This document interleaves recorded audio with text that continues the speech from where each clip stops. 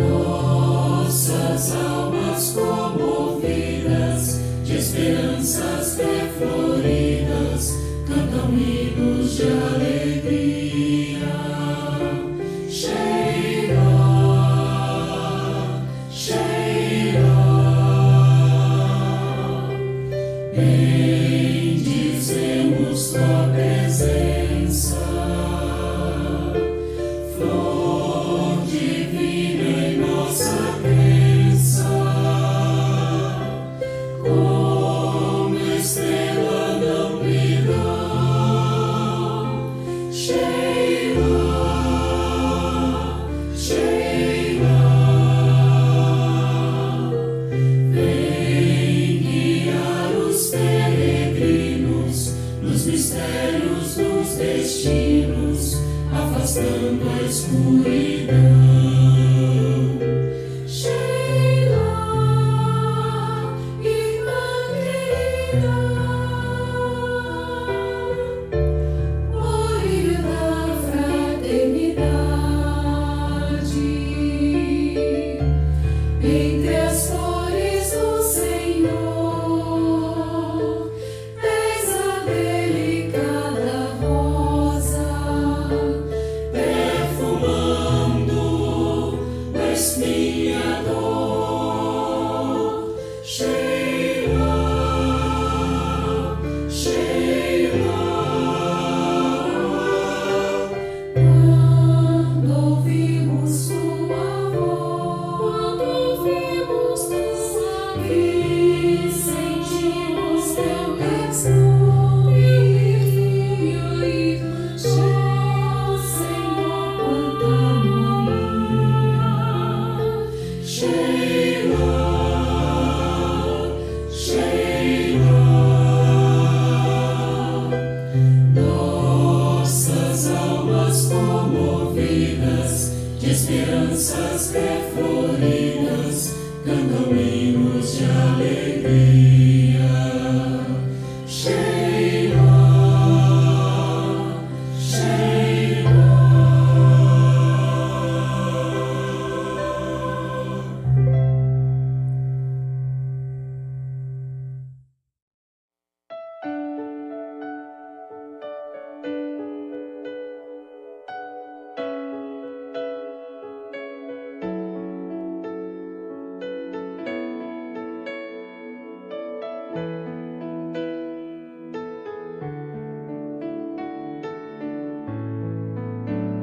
Pelos prados e campinas verdejantes eu vou. É o Senhor que me leva a descansar junto às fontes de águas puras, repousantes eu vou. Minhas forças o Senhor vai animar. Tu és, Senhor, o meu pastor, por isso nada em minha vida faltará. Tu és, Senhor, o meu pastor, por isso nada em minha vida faltará.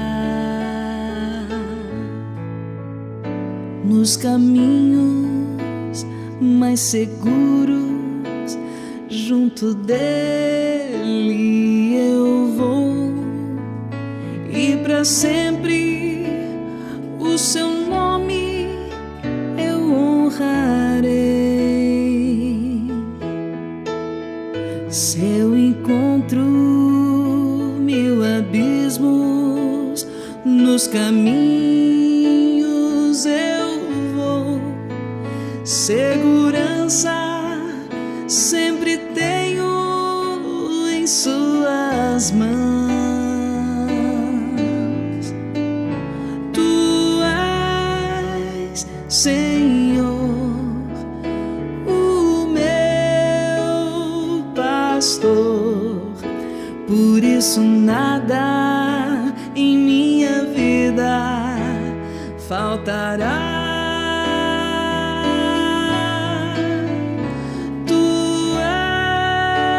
Senhor, o meu pastor, por isso nada em minha vida faltará. No banquete em sua casa, muito alegre eu vou. Um lugar em sua mesa me preparou. Ele unge minha fronte e me faz ser feliz, e transborda a minha taça em seu amor. Tu és, Senhor, o meu pastor, por isso nada em minha vida faltará.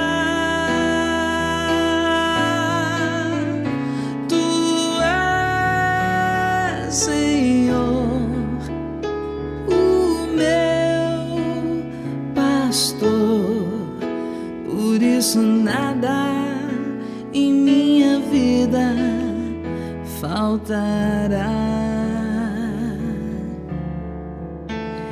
Bem à frente do inimigo, confiante eu vou. Tenho sempre o Senhor junto de mim. Seu cajado me protege e eu jamais temerei. Sempre junto do Senhor eu estarei.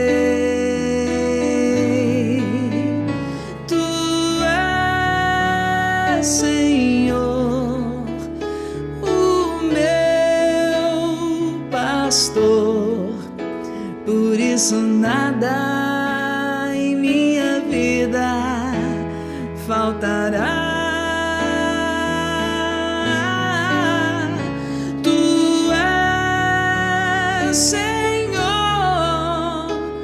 o meu pastor, por isso nada em minha vida faltará.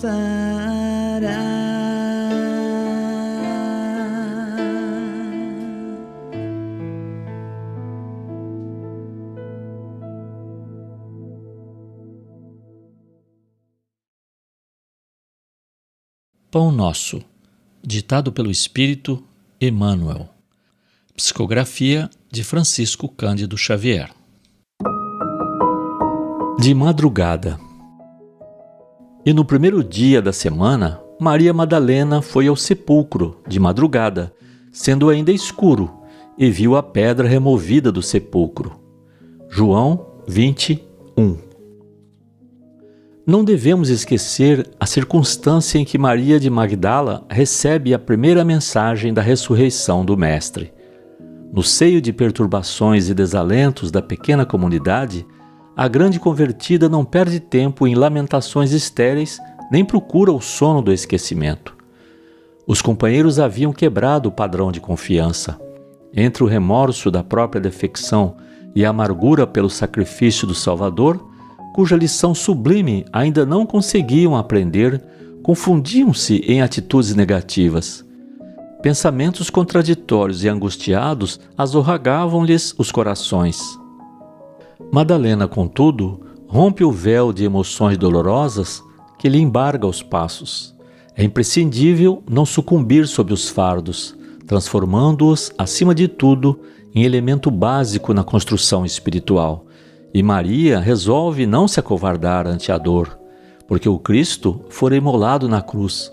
Não seria lícito condenar-lhe a memória bem-amada ao ouvido ou à indiferença. Vigilante, atenta a si mesma, antes de qualquer satisfação a velhos convencionalismos, vai ao encontro do grande obstáculo que se constituía do sepulcro, muito cedo, precedendo o despertar dos próprios amigos, e encontra a radiante resposta da vida eterna. Rememorando esse acontecimento simbólico, recordemos nossas antigas quedas, por havermos esquecido o primeiro dia da semana, trocando em todas as ocasiões o mais cedo pelo mais tarde. Emmanuel.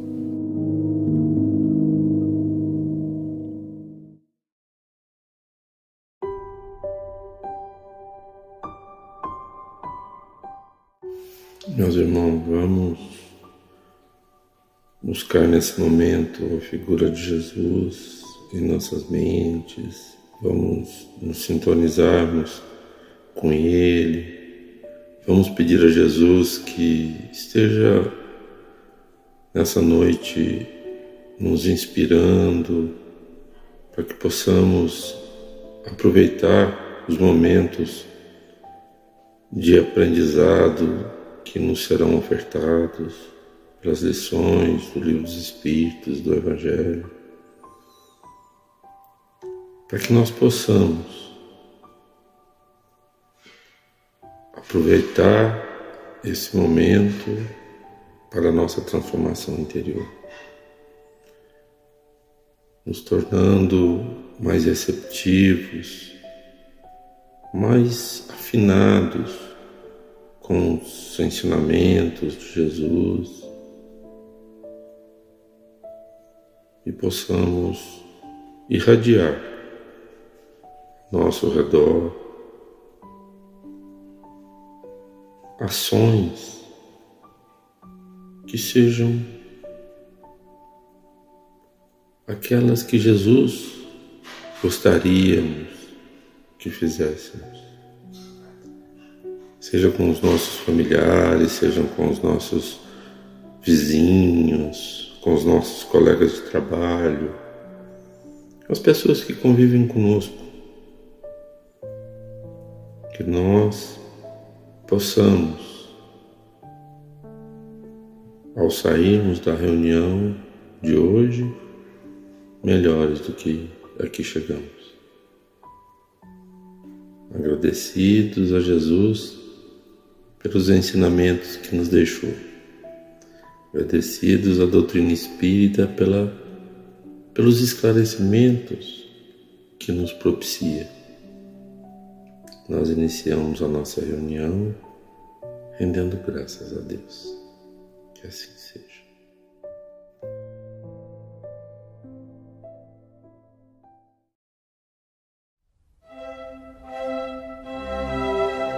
Estudando o Livro dos Espíritos com Allan Kardec.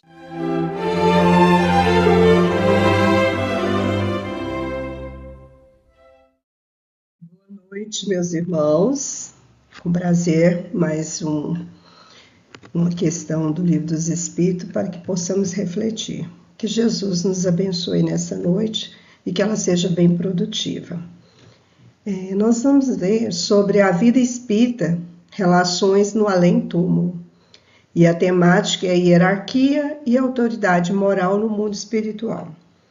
Hierarquia em relação à espiritualidade, né? Se o espírito ele não obedece o outro porque ele manda, mas sim porque ele reconhece nele a sabedoria e uma virtude que ele mesmo ainda não possui. E a autoridade moral é uma autoridade irresistível, porque ela é baseada na verdade e no amor. Então, nós estamos vendo que essa temática, ela vai nos mostrar que quanto mais o espírito for evoluído, maior a sua missão de auxiliar, de proteger e educar aqueles que ainda estão em posições inferiores, né? Ainda estão em processo de conhecimento, de evolução. E esse caráter, né, é educativo, tanto a hierarquia como a autoridade moral, Deus permite para que haja progresso. Então, o objetivo dele é educar os espíritos. Para que a gente possa entender um pouquinho melhor essa questão da autoridade, da hierarquia, nós podemos pegar os pais, por exemplo. Os pais também recebem essa autoridade para que eduquem os seus filhos. Quando um pai ele tem dificuldade para agir como pai, né, para mostrar essa autoridade em benefício do crescimento, na evolução do espírito a quem ele foi confiado, ele perde, então, um grande momento, uma grande oportunidade de poder ajudar esse espírito a evoluir. E é claro que, se foi colocado nas mãos desses pais a educação desses filhos, claro que também tem toda a responsabilidade, toda uma consequência. Da mesma forma, nós podemos pegar um professor na sala de aula. Muitas das vezes, um professor, quando entra na sala de aula, os alunos ficam em silêncio. E se nós observarmos, às vezes aquele silêncio não é por causa do castigo, do medo, da punição. Não, pelo contrário. Porque aquele professor, ele transmite calma, ele transmite respeito. Então, os alunos, eles querem ouvir, porque eles sabem que tem algo valioso para ensinar. Então, por aqui nós temos, assim, uma ideia, né, da importância dessa autoridade e dessa hierarquia. Uns obedecem, outros ensinam. Outro exemplo também que nós podemos ver é a questão da superioridade, né, dessa hierarquia no mundo superior, ou mesmo no mundo invisível, né, no plano dos espíritos, né? Os espíritos superiores, eles também têm sob domínio os encarnados. Eles nos influenciam, eles nos acompanham aqui. Então, isso aqui foi só para a gente ter uma ideia da importância desse caráter educativo, né? Daqueles que estão num grau mais elevado, em ajudar, em proteger, em educar aqueles que estão no nível mais abaixo. Isso serve tanto no plano aqui terrestre para nós, né? Como nós vimos o exemplo dos pais, do professor e tantos outros exemplos, como também no plano espiritual. Existe essa hierarquia e existe também essa autoridade moral para que possa educar aqueles que ainda estão em processo de evolução. Então, guiar para o bem.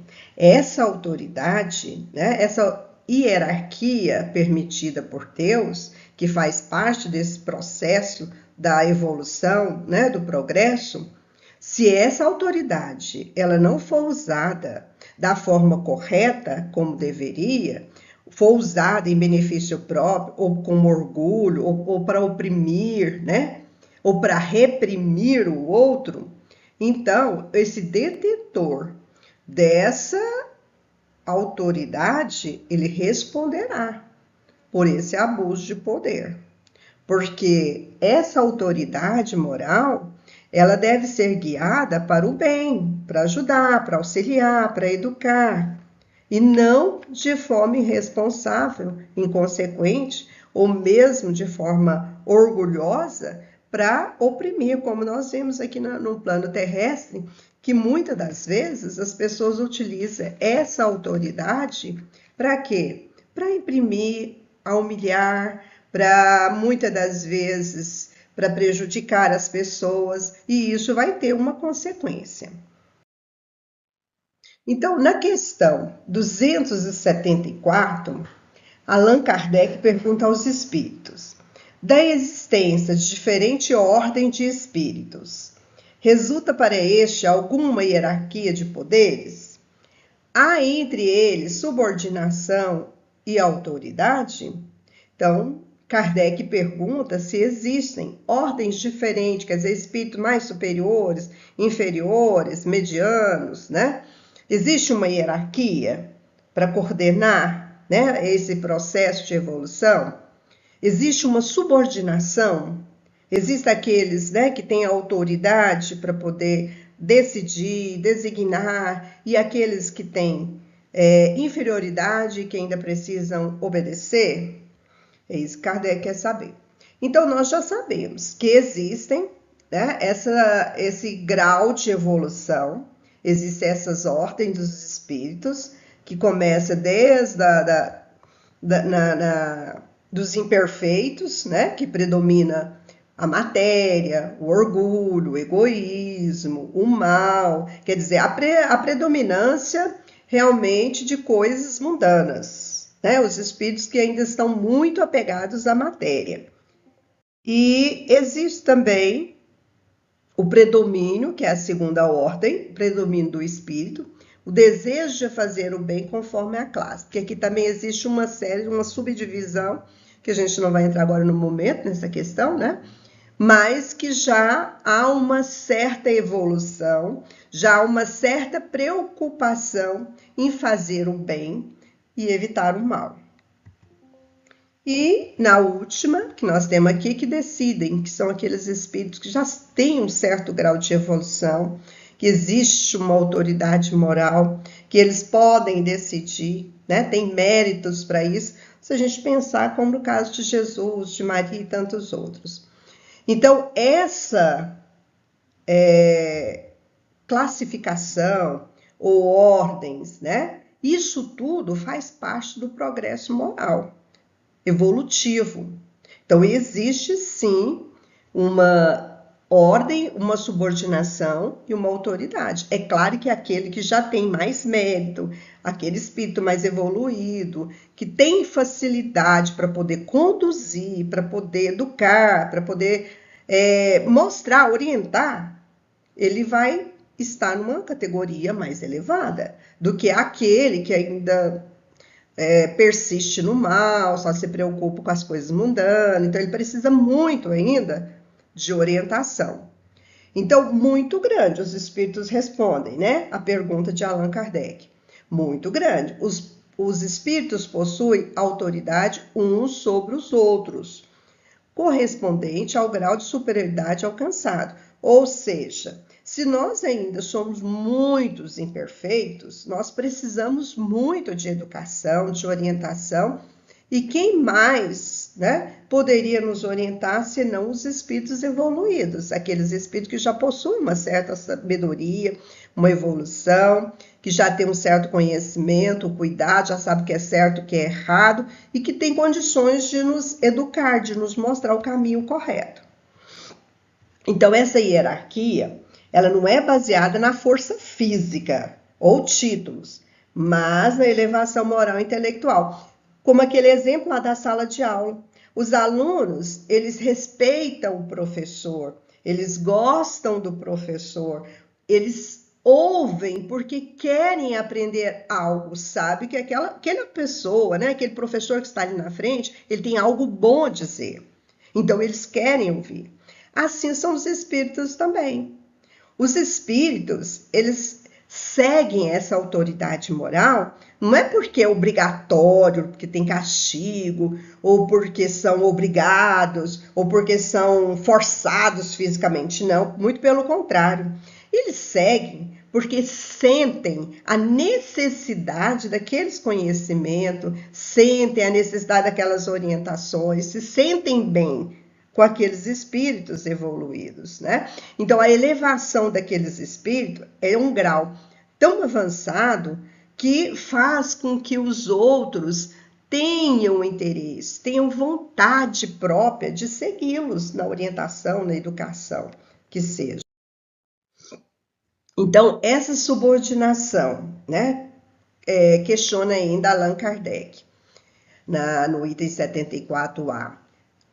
Podem os espíritos inferiores subtrair-se a autoridades que eles são superiores? Então, Kardec ainda pergunta aos espíritos, mas essa subordinação, os espíritos, aqueles que ainda são inferiores, eles podem escapar, fugir dessa autoridade que são superiores?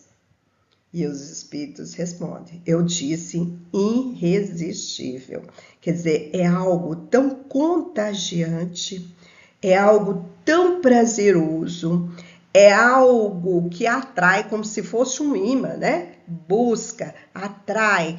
Essa vibração é tão intensa, tão boa, é uma luz tão elevada que os espíritos não têm como escapar, como fugir. Pelo contrário, eles querem estar. Então, essa consequência da subordinação, ela é consequência da evolução do amor e da necessidade do progresso. Então, essa irresistibilidade, ela é consequência desse amor, desse progresso, dessa evolução moral desses espíritos. Então, não é simplesmente por acontecer, é algo que foi construído, foi elevado, foi buscado, né? E na área do serviço do amor, quanto mais se serve, mais se evolui. Quanto mais se serve, mais se aprende, mais se conquista. Então, ele se torna irresistível pelo conhecimento, pelo amor, pela vontade, pelo bem-estar. Então, tudo isso se torna um imã. Aquele espírito inferior, ele coloca aquele espírito como exemplo. Ele quer ser como, ele quer ter a paz daquele espírito, ele quer ser evoluído como aquele espírito. Então, serve como inspiração, né? Algo que inspira, algo que te aproxima. Então, não é algo obrigatório essa autoridade.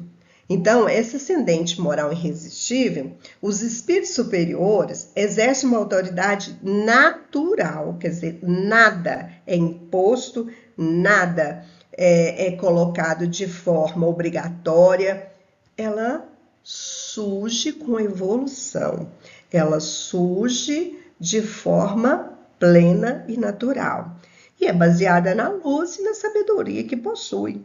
Então, quando estão ali para orientar, quando estão ali para educar, para mostrar, para ensinar, essa luz ela é tão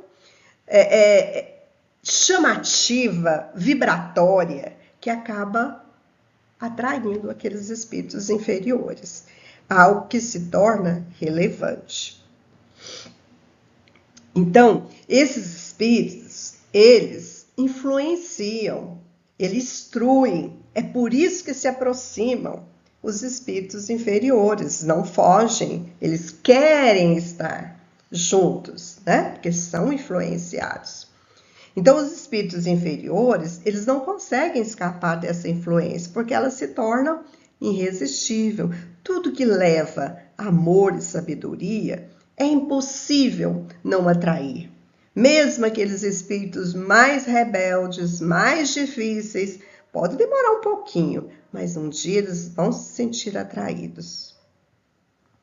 E por que é assim?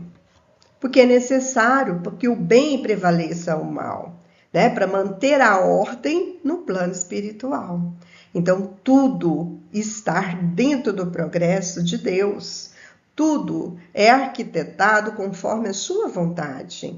Então, para que o bem possa prevalecer e para que o mal um dia deixe de existir, há necessidade dessa elevação, desse progresso moral. Então, querendo ou não, o espírito inferior, com a influência, né, com as instruções dos bons espíritos, aos poucos ele vai sendo convencido, ele vai sendo levado por essa influência positiva. Então, a verdadeira superioridade, o que vale no mundo espiritual? No mundo espiritual, é importante a gente saber que não vale título. Não adianta certificado, não adianta prêmios, não. Não que eu não deva estudar, não que eu não deva me instruir, não. Mas no plano espiritual, lá você não vai chegar e falar, esse aqui é o doutor fulano de tal, esse aqui recebeu mérito. Não, lá não é por esses motivos, pelo contrário. A superioridade real vale pelo amor, pela sabedoria e pela caridade. Então, se é trabalhado a moral, se as virtudes são ressaltadas, se esse amor serve para construir o bem, para ajudar aqueles que necessitam ser guiados, ser amparados, ser instruídos, então essa realmente é a verdadeira superioridade, né? Então, a autoridade espiritual, ela é usada para o bem. guiando os menos evoluídos no caminho da reforma íntima. Então, essa autoridade espiritual, ela é guiada pela caridade, pelo amor, por ajudar, por auxiliar aqueles que ainda necessitam de uma reforma íntima, aqueles que ainda necessitam de um amparo espiritual, para que eles possam realmente progredir. Então, essa é a lei do progresso. Toda a criação caminha para o progresso. Todos nós, um dia, vamos chegar a esse estágio da perfeição. Demore o quanto for necessário, mas essa é a lei do progresso. Então, a hierarquia e a autoridade na vida espiritual, ela é pedagógica, né? É um aprendizado e evolução, e não a opressão. Então, essa hierarquia, essa autoridade que nós vimos hoje nessa questão, ela deve ser guiada, né? Ela deve ser usada pedagogicamente para que os outros aprendam, para que os espíritos inferiores, eles possam ter a oportunidade de aprender, de evoluir, de se reconstruir espiritualmente. E não pela opressão, mas pelo amor, pela boa vontade. Então, a superioridade, ela é sinônimo de amor, serviço aos fracos. Espero que eu tenha contribuído de alguma forma para que possamos pensar em relação a essa questão da autoridade, né? Se nós estamos na oportunidade de ajudar, de progredir, fazer com que os outros que vêm atrás, que estão menos evoluídos, eles possam ter todos esses amparos, esses conhecimentos, essas orientações. Então, que nós possamos desenvolver sempre a nossa autoridade, né? Os nossos conhecimentos morais em favor daqueles que necessitam, para o bem. Que Jesus nos abençoe, hoje e sempre. Obrigada. Acompanhe agora mais um tema doutrinário do Evangelho de Jesus.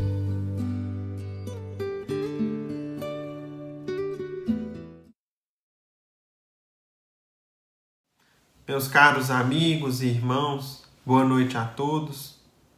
Que a paz do Cristo seja conosco. Que possamos todos nessa hora receber as bênçãos do alto, as vibrações constantes de amor, bom ânimo, alegria, que Deus, nosso Pai Criador, sempre nos envia e que muitas vezes nos basta sintonizar para recebermos essas bênçãos generosas e, com isso, mudarmos o nosso dia, a nossa semana, o nosso mês, a nossa vida.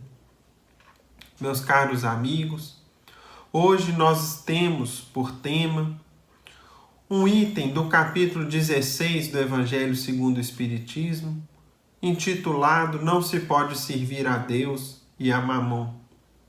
Capítulo no qual nós tratamos, a doutrina espírita nos traz citações evangélicas, comentários de Kardec e instruções dos espíritos, que nos dizem respeito à vida material, à riqueza, aos bens efêmeros, passageiros, que, vez ou outra, nos visitam na existência, em maior ou menor quantidade, de conformidade com o que a gente necessita. Não para satisfazer nossas paixões e anseios materiais, mas de acordo com as necessidades da nossa alma, do nosso espírito. Meus amigos, nesse capítulo 16, repleto de lições valiosas, úteis, e que devem ser refletidas por todos nós, hoje nós vamos estudar sobre o emprego da riqueza, em seu item de número 11. Nós gostaríamos, meus irmãos, de iniciar através de algumas reflexões, que são as seguintes.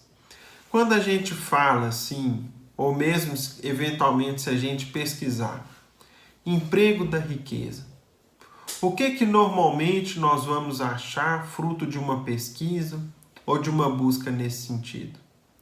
Possivelmente, meus amigos, virão para nós sugestões, estudos, dicas, opiniões de especialistas, matérias científicas, acadêmicas, que dizem respeito à gestão do dinheiro, à gestão das riquezas, e nos termos mais modernos, a gestão de ativos, e que tem até um termo muito usado aí no inglês também, que eles falam asset management, ou seja, gestão de ativos, né?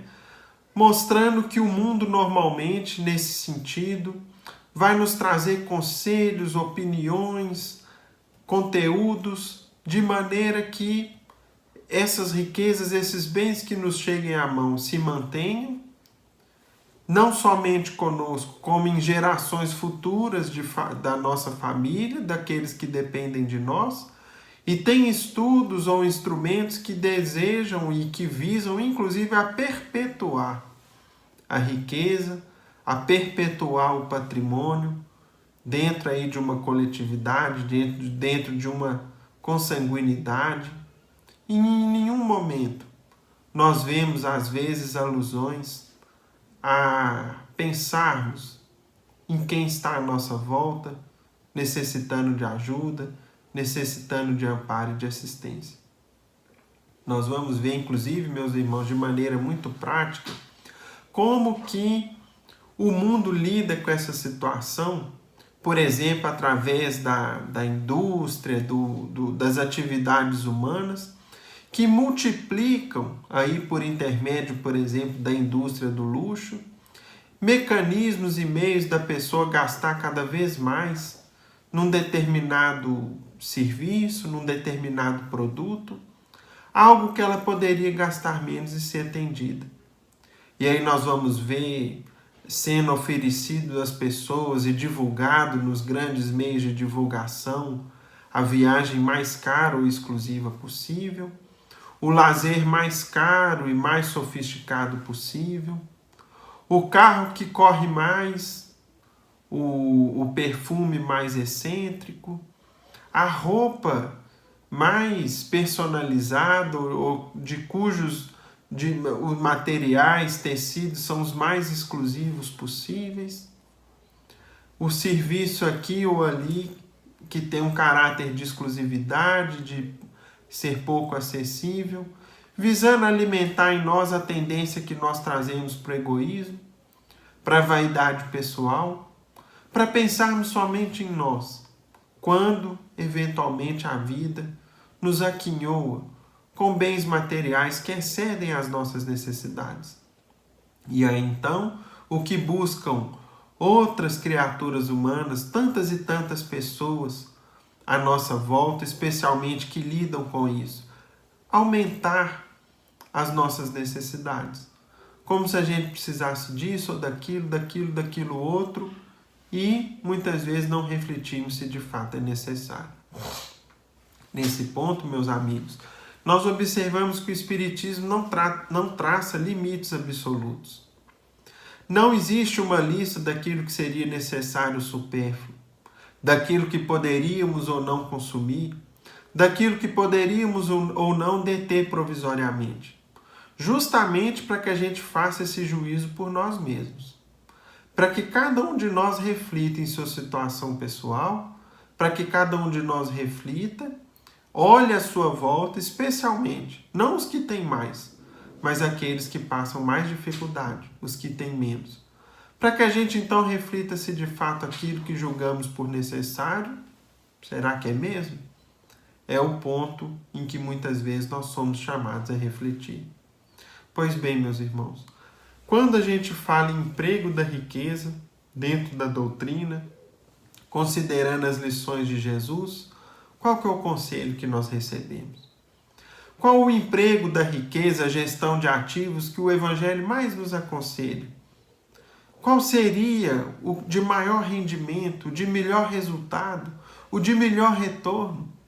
Não da riqueza por si só, mas do maior retorno de paz, de alegria, de forças, de vibrações para cada um de nós. Responde-nos o Evangelho que: procurai nessas palavras, amai-vos uns aos outros, a solução do problema. Elas guardam o segredo do bom emprego das riquezas.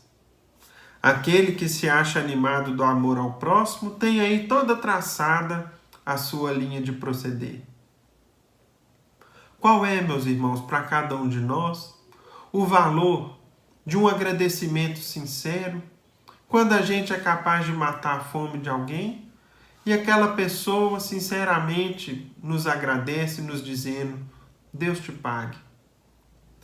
Qual é o valor e o peso para a nossa paz e para a nossa alegria de quando podemos atenuar o frio de um companheiro, de um irmão nosso em humanidade, e ele então fala ou pensa consigo em seu coração: Deus te ajude, Deus te dê em dobro, que Deus multiplique na sua vida, ampare o seu lar e a sua família. Somente, meus irmãos, aqueles que pensam somente de maneira materialista, egoísta, é que iriam desprezar a força e a vibração contida nessas palavras e nesses sentimentos. Porque eles, muitas vezes, é que nos sustentam, além de nos sustentar, nos amparam em momentos de luta e de necessidade, sem que muitas vezes a gente perceba. Porque, conforme é da lei divina, existe uma lei de ação e reação, onde todo bem que eu faço me retorna, mais cedo ou mais tarde. Não necessariamente da mesma forma, mas ele retorna para cada um de nós. Na caridade está para as riquezas o emprego que mais apraz a Deus. Não nos referimos, é claro, à caridade fria e egoísta, que consiste na criatura espalhar ao seu derredor o supérfluo de uma existência dourada. Referimos-nos à caridade plena de amor, que procura a desgraça, a infelicidade, a fome, a nudez, a falta de abrigo, e a ergue sem a humilhar, sem exigir gratidão, sem divulgar, sem ostentar, sem mostrar isso para outras pessoas, sem cobrar depois do beneficiado qualquer tipo de retorno, de reconhecimento, de palavras, de atitudes. Dá e esquece. Ajuda e passa. Rico, dá do que te sobra. Faze mais, dá um pouco do que te é necessário, porquanto de que necessitas ainda é supérfluo. Mas dá com sabedoria. Não repilas o que se queixa com receio de que te engane. Vai às origens do mal.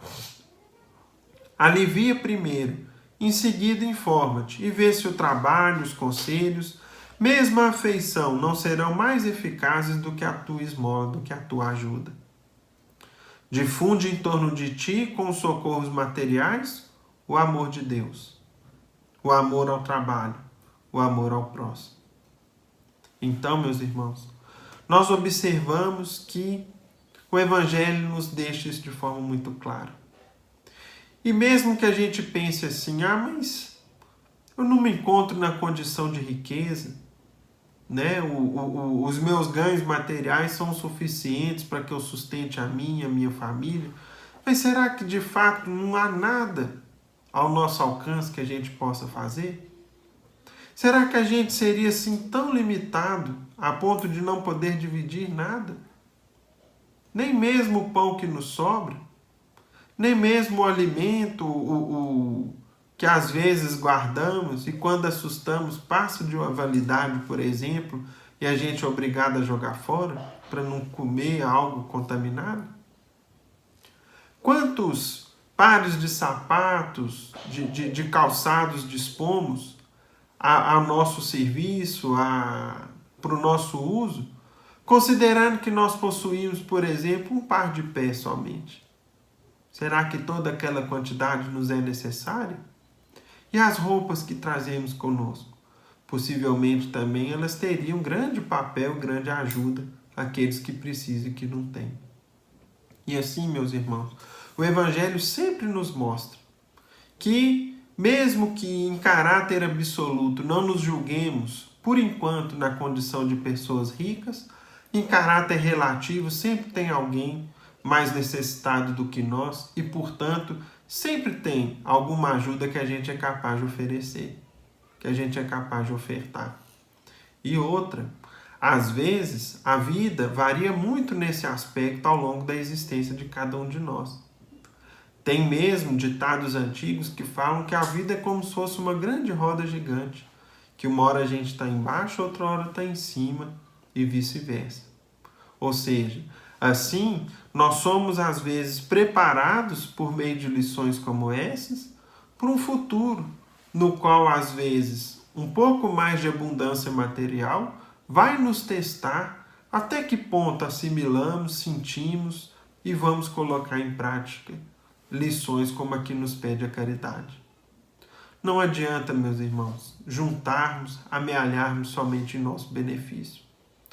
Nós não podemos nos esquecer de quando Jesus, por exemplo, lá no Evangelho de Lucas, contou a seguinte parábola. Havia um rico homem cujas terras tinham produzido extraordinariamente e que pensava consigo mesmo assim: que hei de fazer, pois já não tenho lugar onde possa guardar tudo o que vou colher? Aqui está o que farei. Demolirei os meus celeiros e construirei outros maiores, onde porei toda a minha colheita e todos os meus bens. E direi à minha alma, tens de reserva muitos bens para longos anos. Repousa, come, bebe, goza, aproveita. Mas Deus, ao mesmo tempo, disse ao homem: que insensato és! Essa noite mesmo tomar-te-ão a alma. Para que servirá o que acumulaste? É o que acontece àquele que acumula tesouros para si próprio e que não é rico diante de Deus. Ou seja, meus irmãos, a nossa vida não depende dos bens que possuímos. Todas as dádivas de caráter material, mesmo que nos cheguem por intermédio do trabalho e do esforço digno, são concessões provisórias de Deus, que podem a qualquer momento fugir de nossas mãos. E que, mesmo na posse delas, a nossa paz, a nossa alegria e mesmo a nossa existência física não estão ligadas a termos ou não esses bens conosco. Quantas e quantas situações vemos de criaturas que tinham às vezes fortunas, mas não puderam se furtar a um acidente, não puderam se furtar a uma enfermidade que chegou sorrateira e retirou-lhe as possibilidades físicas, eventualmente até a própria vida. Enfim, a vida é repleta desses quadros e eles acontecem à nossa volta constantemente, para que a gente sempre pense em torno disso.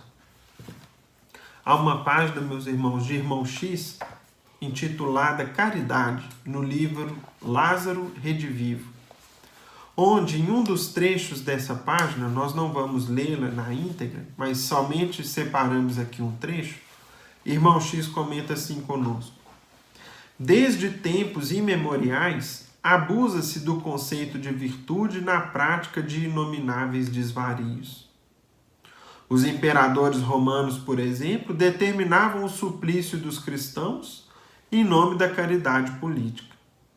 E ainda hoje, em nome dela, em todos os países, por vezes, surgem medidas que clamam aos céus. É por isso que a caridade, antes de tudo, pede compreensão. Não basta entregar os haveres ao primeiro mendigo que surge à porta, para significar a posse da virtude sublime. É preciso entender-lhe a necessidade e ampará-lo com amor. Desembaraçar-se dos aflitos, oferecendo-lhes o supérfluo, é livrar-se dos necessitados, de maneira elegante, com absoluta ausência de iluminação espiritual. A caridade é muito maior que a esmola. Ser caridoso é ser profundamente humano, e aquele que nega entendimento ao próximo pode inverter consideráveis fortunas ao campo de assistência social, transformar-se em benfeitor de famintos, mas terá de iniciar, na primeira oportunidade, o aprendizado do amor cristão para ser efetivamente útil.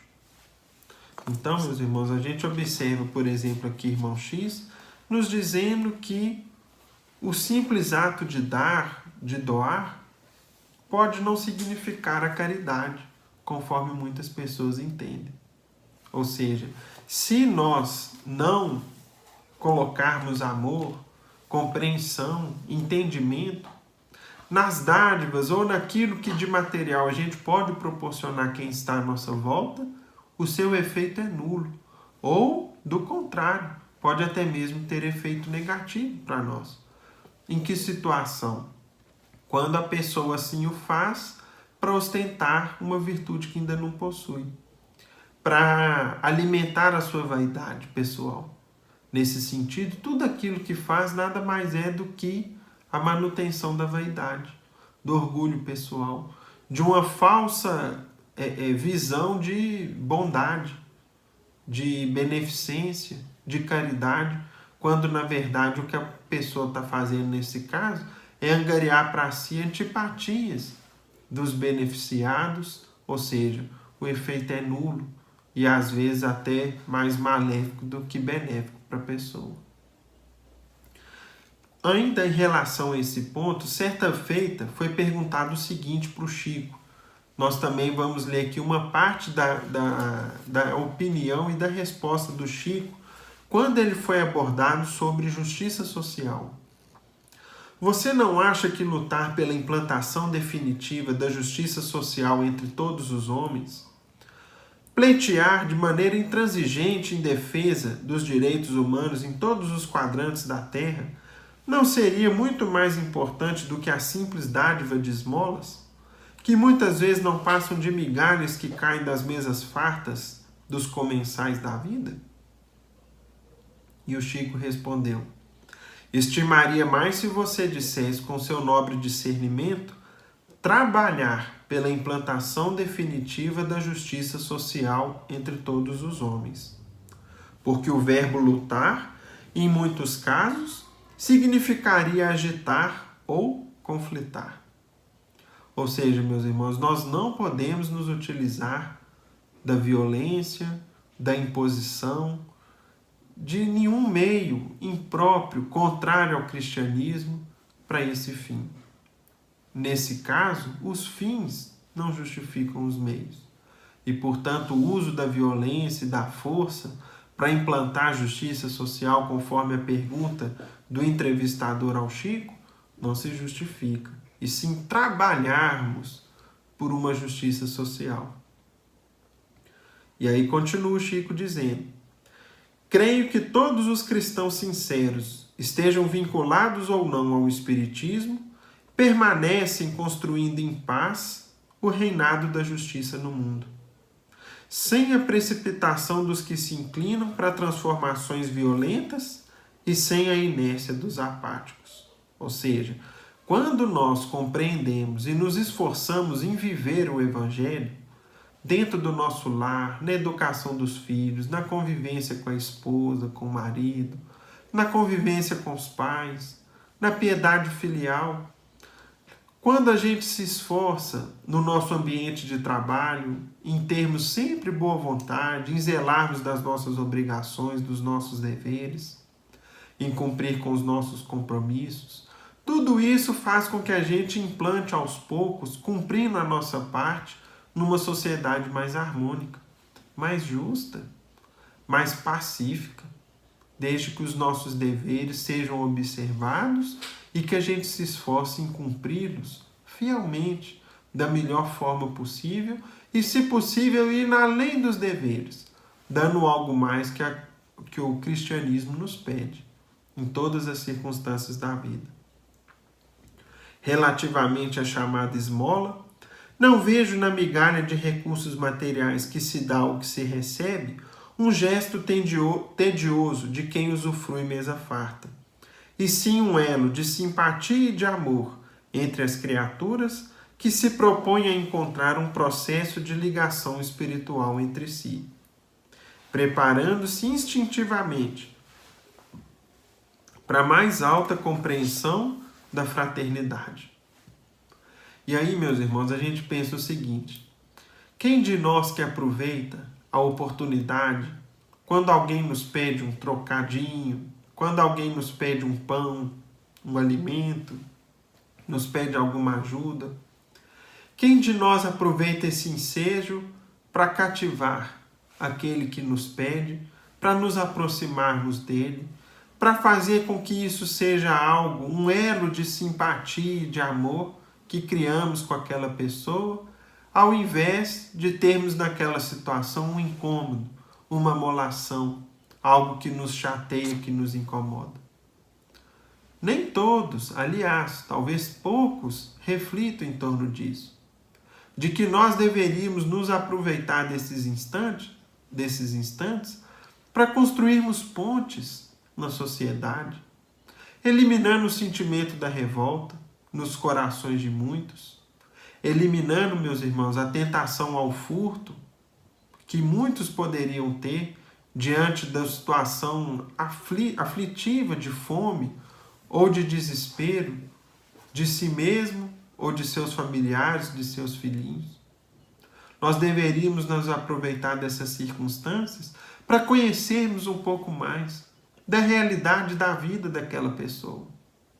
E certamente nós teríamos um grande benefício de vermos, meus amigos, que os sofrimentos que a gente passa, as dificuldades que a gente passa, muitas vezes se tornam pequeninos diante das lutas, dos problemas, das aflições, das angústias de alguns irmãos nossos em humanidade.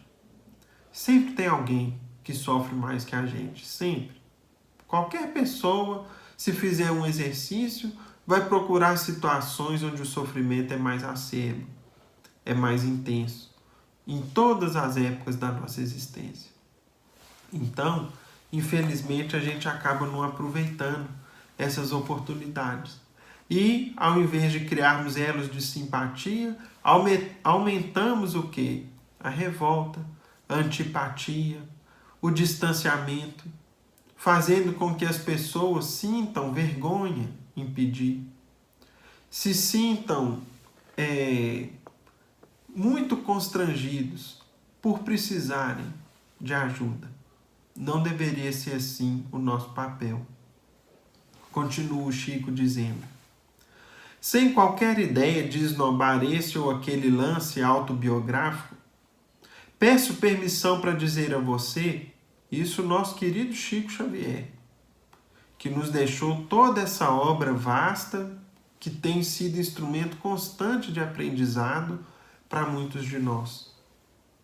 Peço permissão para dizer a você que quando fiquei órfão de mãe, aos 5 janeiros de idade, ou seja, quando tinha 5 aninhos, à distância de meu pai enquanto permaneceu viúvo, aprendi a agradecer às pessoas de coração generoso que me davam um pão ou um prato de alimento ao longo do dia, porque quantos me prestaram esse benefício se fizeram para mim benfeitores que me livraram da tentação do furto, e assim como me sentia feliz em receber essas dádivas para minha própria sobrevivência, creio que as pessoas que me amparavam também se sentiam satisfeitas com a minha alegria. Ou seja, observemos, meus irmãos, o que acontecia, por exemplo, com Chico. Ele, uma criancinha pobre em Pedro Leopoldo, que aos 5 anos ficou órfão de mãe, foi morar com uma madrinha que não o compreendia, que não o tratava bem. Imaginemos se aquela criancinha, mal vestida e pobre, fosse maltratada, fosse esquecida, não recebesse o alimento necessário para se manter forte, para se manter em pé, para se manter viva. Perderíamos entre nós, na humanidade, um mensageiro dos céus, que nos trouxe tanta coisa boa. Quantas e quantas crianças como o Chico podem estar hoje à nossa volta? Quantos e quantos adultos que têm na sua dependência crianças, pequeninos, que podem ser instrumento de paz, de progresso na sociedade, talvez estejam aí à nossa volta também aguardando algum concurso amigo e fraterno, para que no futuro nos leguem, nos deixem tesouros talvez incalculáveis, como é o exemplo da obra do Chico. Reconheço, conclui ele, que virá um tempo em que a assistência social velará por nós todos. E a gente já observou um grande avanço nesse aspecto.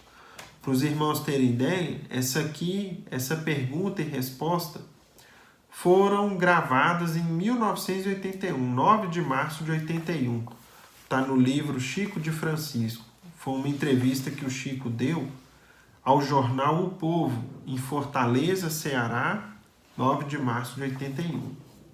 O que é o avanço da assistência social de 1981 para cá, especialmente no nosso país? O avanço é enorme. Reconheço que virá um tempo em que a assistência social velará por nós todos.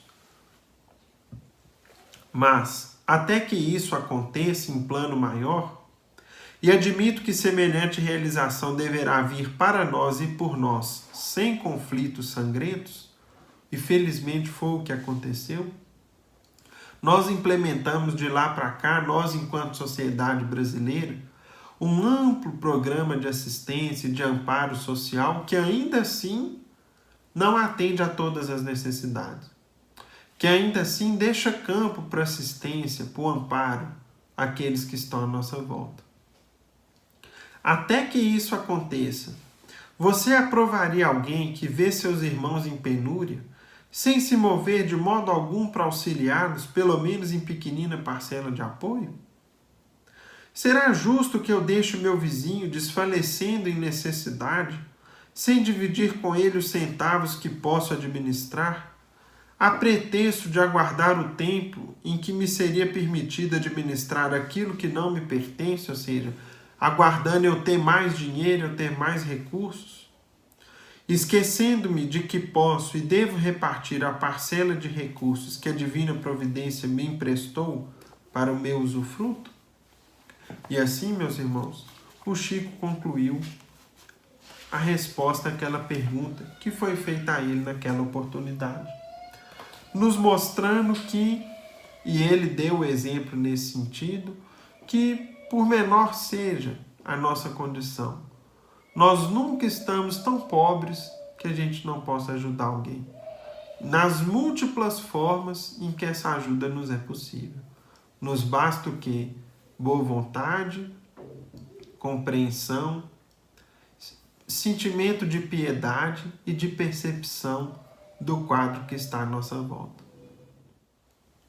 E com a nossa prece, em nome de Deus nosso Pai e de Jesus nosso Mestre amado, damos por encerrados os nossos singelos estudos na santa paz do Senhor, que assim seja. Fiquem com Deus, meus amigos. Até a próxima.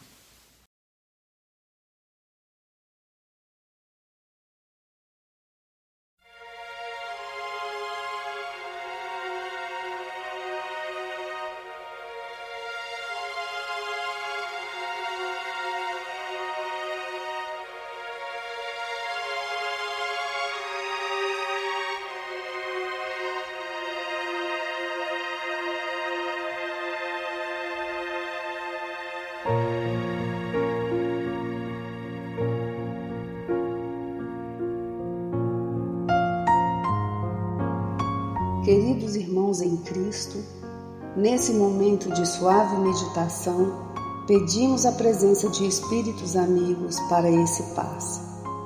Senhor de infinito poder e bondade, ajudai-nos a retirar da nossa mente todos os pensamentos negativos que se encontram alojados em nossa alma, fruto da nossa condição de ser imperfeito.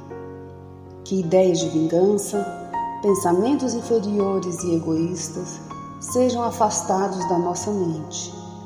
Que os desequilíbrios emocionais, a ansiedade, impaciência e estresse sejam corrigidos, visando uma nova harmonia do nosso ser. Que todas as doenças alojadas em nosso corpo tenham seu mecanismo de enfermidade interrompido no nosso sistema de defesa orgânico e inicie a revitalização da nossa saúde. E assim, meu Pai Celestial, com suas bênçãos e as energias luminosas e curativas de seus missionários, possamos receber as melhores vibrações energéticas através deste passe e que essas vibrações venham em forma de ideias edificantes, de otimismo, alegria e nos fortaleça para o perdão, a paciência e a serenidade necessárias à resolução de nossos problemas e provações.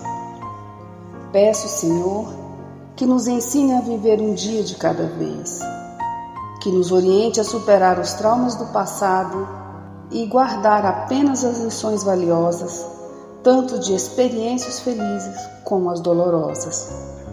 Também, Senhor, permita o cuidado necessário para controlarmos o medo diante do futuro que ainda está fora do nosso alcance. Que possamos aproveitar a beleza e o sabor dessa existência em cada momento sagrado que o Senhor nos permite viver, com sabedoria, discernimento e entusiasmo pela vida. Que nessa jornada terrena possamos aprender a nos elevar espiritualmente um pouco a cada dia, sempre seguindo os conselhos do Cristo. E que o espírito de fraternidade, o amor de Deus ao próximo e a nós mesmos sejam a base do nosso comportamento e a prática da caridade e do perdão a nossa conduta diária. E dessa forma possamos ser merecedores das suas bênçãos, nos fortalecendo e curando nossas enfermidades por sua intercessão misericordiosa.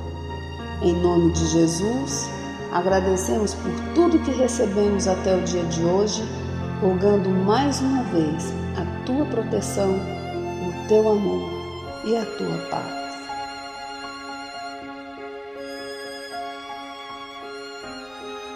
E continuando nessa vibração de amor, nós agradecemos aos bons espíritos que se dignaram de comunicar-se conosco e lhes rogamos que nos ajude a pôr em prática as instruções que nos deram e façam que ao sair daqui, cada um de nós se sinta fortalecido para a prática do bem e do amor ao próximo. Também desejamos que as suas instruções aproveitem aos espíritos sofredores, ignorantes ou viciosos, que tenham participado da nossa reunião e para os quais imploramos a misericórdia de Deus. Que assim seja.